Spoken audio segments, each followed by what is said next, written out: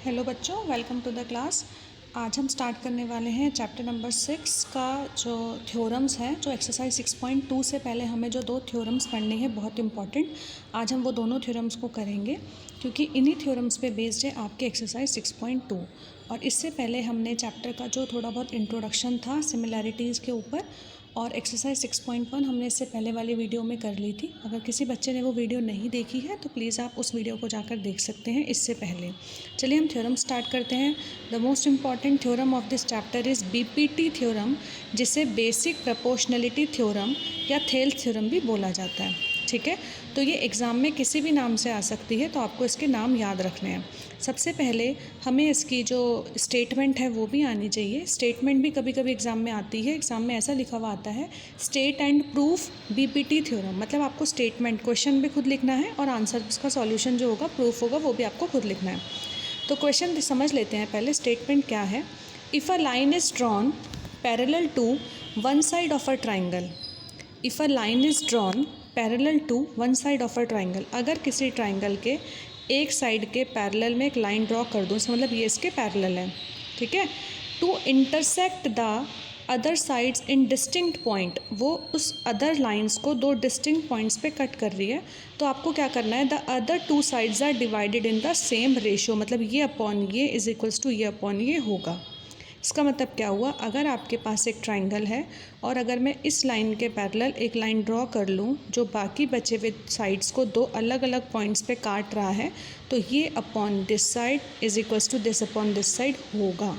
ठीक है, तो हम जब भी थ्योरम स्टार्ट करते हैं तो हम गिवन से स्टार्ट करते हैं। आपको गिवन क्या है? Triangle A B C in which D is parallel to B C, ये आपको गिवन है। टू प्रूव, आपको प्रूफ क्या करना है? आपको प्रूफ करना है A D upon D B is equal to A E upon E C. ठीक है, सबसे पहले हम कंस्ट्रक्शन करेंगे। इसमें कंस्ट्रक्शन हमें क्या करनी है? Draw D M is perpendicular to A C and E N is perpendicular to A B and join B E and C D. देखिए क्या बोला है मैंने इसमें, draw D M is perpendicular to A C. जो मैंने D M draw किया है वो इस लाइन के लिए भी परपेंडिकुलर होगा और इस लाइन के लिए भी परपेंडिकुलर होगा। ठीक है, then E N is perpendicular to, यहाँ से एक लाइन ले ली E N, E N is perpendicular to A B.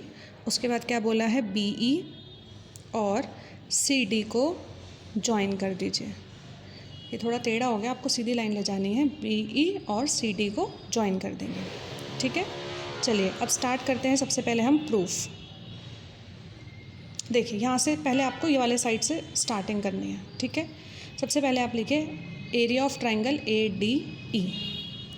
Area of triangle A D E, किसी भी ट्राइंगल का एरिया क्या होता है? हाफ इंटू बेस क्या है इसका, ए डी, इसका बेस क्या है ए डी, और हाइट क्या है इसकी, ई एन। हाइट क्या है इसकी, ई एन। ये हो गई आपकी फर्स्ट इक्वेशन। ठीक है, ए डी ले लिया, अब क्या लेंगे, बी डी ई।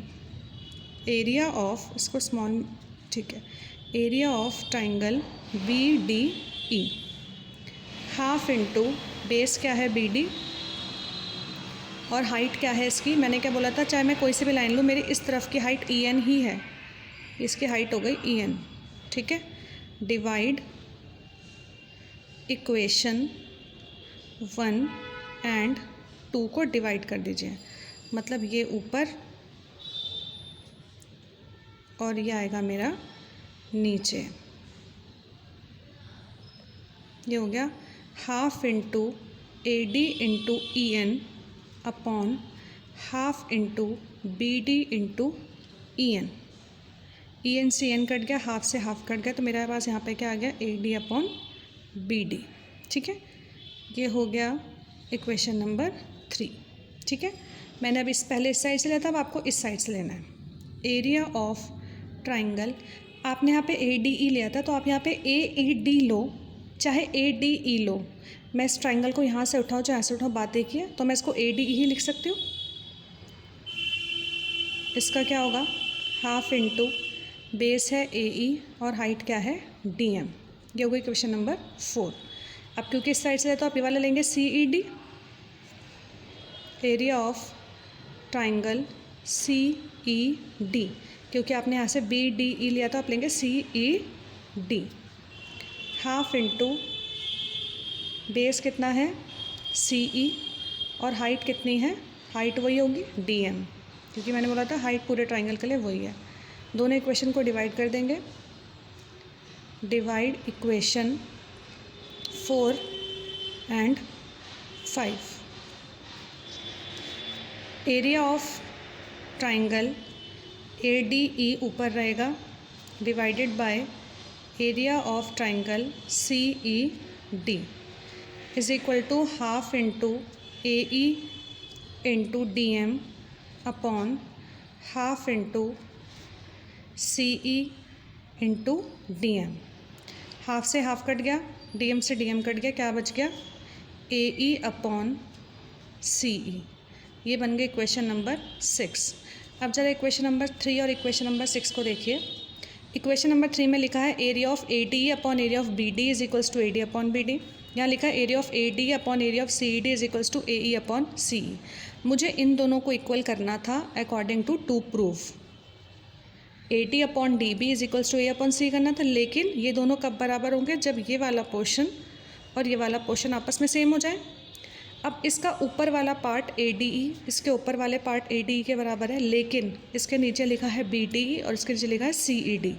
अगर ये दोनों इक्वल हो जाए तो ऊपर वाला तो इक्वल था ही, तो इसका मतलब राइट हैंड साइड भी इक्वल हो जाएगा और हमारा सॉल्यूशन प्रूफ हो जाएगा। लेकिन हम क्या बोलेंगे, जो BDE है और CED है, ये रहा BDE ये रहा और CED ये रहा। आपने 9th क्लास में एक थ्योरम पढ़ी थी, triangles on the same base. ये दो ट्राइंगल बन रहे हैं, एक ट्राइंगल ये रहा और एक ट्राइंगल ये रहा। आपने 9th क्लास में थ्योरम पढ़ी थी, triangles on the same base भी तो बन रहा है, and between the same parallels are equal in area. तो आप क्या लिखोगे, area of triangle BDE is equal to area of triangle CED। इसका रीज़न क्या होगा, triangles on the same base and triangles on the same base and between the same parallel are equal in area। ये होगा। अब जब ऊपर वाला portion तो सेम था, नीचे वाला हमने सेम कर दिया, तो इसका मतलब क्या हुआ, from equation 3rd and 6th, from equation 3rd and 6th AD upon BD is equals to AE upon CE। समझ आ गई बात, और यही हमें प्रूफ करना था। 2 प्रूफ में देख लीजिए, तो ये हो गया hence proved. This is very very important theorem. अगर आपको ये थ्योरम आ गई तो आप एक्सरसाइज 6.2 आराम से कर सकते हैं। मेन मकसद क्या है इस थ्योरम का, ट्राइंगल में अगर एक लाइन तीसरी लाइन के पैरेलल है तो बाकी जो 2 साइड्स हैं वो रेशियो में इक्वल होंगी। अब आते हैं इसके कन्वर्स पर। Converse of BPT, if a line is divide any 2 sides of, देखो उल्टा है, if line A is divide, if a line आएगा, इफ़ अ लाइन डिवाइड्स, ये लाइन है डिवाइड कर रही है ट्राइंगल को सेम रेशियो में, उसका उल्टा है। उसमें पैरेलल दिया था और रेशियो करना था, इसमें रेशियो दिया है और पैरेलल करना है। क्या लिखा है, divide any 2 sides of a triangle in the same ratio then the line is parallel to the 3rd side. उल्टा दिया है इसमें आपको गिवन है ट्राइंगल ABC, आपको एक ट्राइंगल दे रखा है ABC, जिसमें आपको गिवन है AD upon BD is equal to AE upon CE। ये आपको दे रखा है। इस बार आपको क्या प्रूफ करना है, आपको 2 प्रूफ करना है, DE is parallel to BC। ये नहीं था ना। अब आप क्या करोगे, कंस्ट्रक्शन, आप कंस्ट्रक्शन करेंगे, draw DE dash is parallel to BC। आपने एक लाइन ड्रॉ कर ली यहाँ पे DE डैश, जो BC के पैरेलल है। अगर लाइन पैरेलल है तो आपको पता है कि थ्योरम 6.1 जो थी वो लग सकती है। अब आपने प्रूफ स्टार्ट किया, आप लिखेंगे in triangle ABC DE dash is parallel to BC by construction से ऐसा हुआ है।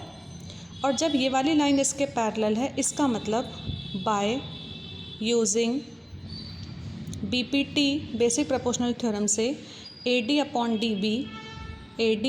DB इक्वल होगा AE dash upon E dash C के, AE dash upon E dash C के। हो सकता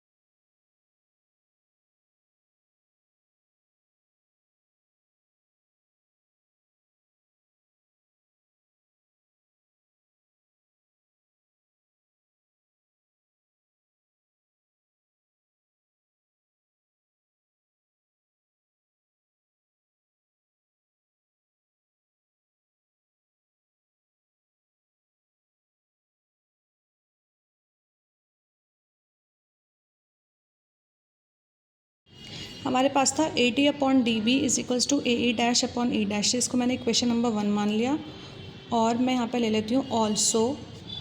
मेरे को दिया हुआ था AD upon BD is equals to AE upon CE।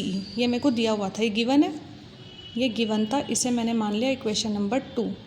ठीक है, इसको अभी बाद में करेंगे। हम लिख देते हैं यहाँ पे from equation 1 and 2। Equation 1 and 2 से क्या हुआ, AD अपॉन DB यहाँ भी AB अपॉन DB आ रही है, तो यहाँ से आ जाएगा AE dash upon E dash C is equal to AE upon CE। अब करेंगे add +1 to both sides. AE dash upon E dash C +1 is equals to AE upon CE +1। ये हो जाएगा AE dash plus E dash C upon E dash C is equals to AE plus CE upon CE।